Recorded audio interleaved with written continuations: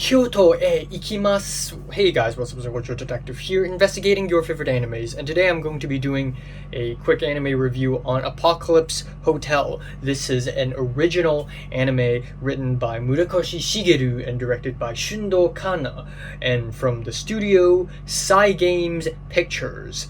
So none of the names I just mentioned are people I'm familiar with. I don't know this director, I don't know this writer.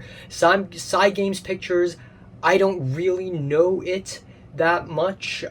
They actually only started making animes until very recently, but they had an insane run in 2025 with animes like Uma Musume, which is off the rage right now, and also The Summer Hikaru Died. By the way, I have the manga. I'm just gonna take a moment and show off my manga. I got Blood on the Tracks for a good time with the family, and also JoJo Lands. Oh, okay, anyways, I digress. So, Apocalypse Hotel. This is a post-apocalyptic anime about a hotel that is completely ran by robots, and that's pretty much it. It very much, despite the fact that it's in a very interesting post-apocalyptic setting, it's actually a slice of life anime that is really quiet, that's really chilled, it's really relaxing. There isn't really a strong through line throughout the entire anime. And starting off this anime, I had no idea that it's going to be slice of life. I thought there would be mystery, I thought it would be kind of a drama, but no, it is very much a slice of life anime. The animation is gorgeous. It's simple, but it's also elegant and beautiful. You can't help but feel the heart that is poured into the craft and the design of each of the title cards and eye catches. It very much reminds me of the color scheme of No Game No Life. Now, anyways, I'm gonna speed run through the episodes. Episode 1 pretty much sets the tone for the entire series, where we have a day in the life of the main character, Yatsuyo, who is this AI robot who runs the hotel, and she's been running this hotel for hundreds of years, since humanity is wiped off the planet, since all primates are wiped off the planet, and she's been working every day as if humanity's going to come back at any given moment.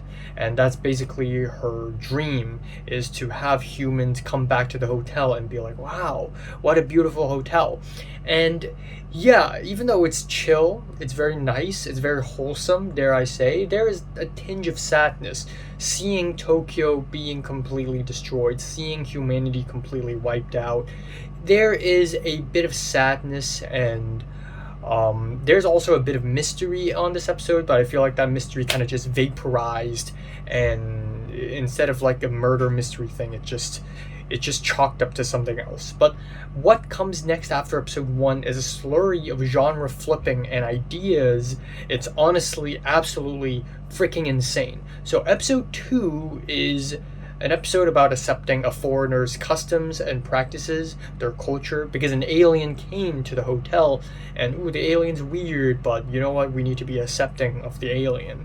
And then on episode 3, we have more aliens coming to the hotel, except it's the opposite. It's about not accepting a foreigner's customs and culture, because these new aliens, they are pompokos, and they shit everywhere. They have poop everywhere, they destroy things, and they eat vegetables. First of all, do not lie to me. This is basically a Studio Ghibli reference, and I don't know how Apocalypse Hotel managed to avoid the whole copyright conundrum that this would have caused, especially in a place like Japan.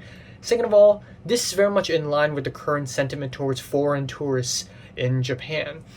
But at the end of the day, it came around to a good ending where the staff of the hotel and the guests come to an understanding, hey, we need to respect cultures and customs, but we also need to respect the hotel's rules.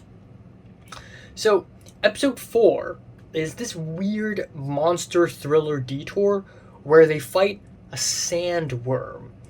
So this episode is literally jam-packed with tons of movie references, from Dune to Jurassic Park to Texas Chainsaw Massacre, and a little bit later in the show we have a reference to The Shining as well. And more and more on this anime, we have these detours that sort of go from genre to genre.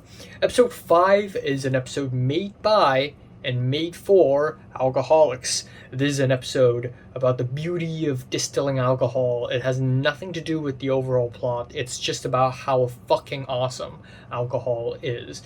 And then episode 6 features a civilization destroying alien with an Avengers type fighting sequence that began and ended in like a couple minutes, and we have no elaboration on what the hell just happened. It's so chaotic. We have episode 7, which ends off on a pretty interesting note, and then episode 8, and honestly, for the first 5 minutes of episode 8, I was like, oh my god, the anime just killed off the main character, and I was genuinely impressed. I was like, wow, I didn't know this anime was brave enough to do that. I didn't know this anime is that elite. But of course, this anime didn't go that far, but it was still a very interesting bait and switch, I guess. I just wish the anime would have kept that a little longer, kept the suspense longer, so that we thought the characters who died really died. Episode 9 features a wedding scene that is also a funeral at the same time, because in death we need to find joy and celebration. And this is really radical, considering how conservative the Japanese are, especially with these things. And this really just goes to show how batshit insane and rebellious of a concept this episode and also the anime is. And then episode 10 is a murder mystery screwball comedy, like something that would have come out of Cowboy Bebop. It feels like it came out of nowhere. It's fun, it's really silly, it's really goofy, genre-wise completely different from the rest of the anime. I have no idea why is it suddenly doing that, but it is what it is.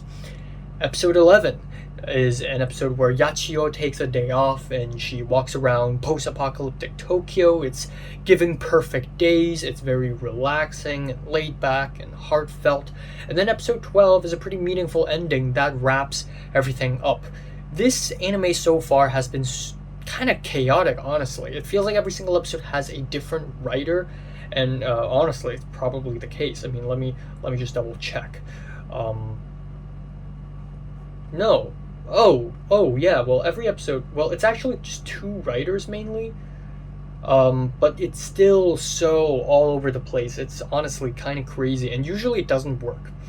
Because sometimes this show is so messy, it's hard to know when to take anything seriously, but whatever the show is doing, there's something really endearing and heartfelt. No matter how messy it is, it's always done with grace and elegance. So yeah, really interesting anime. Really did not expect this, and I'm feeling a decent 8 out of 10. So have you watched these animes? This anime? Comments below, let me know if everyone more. Thanks for watching.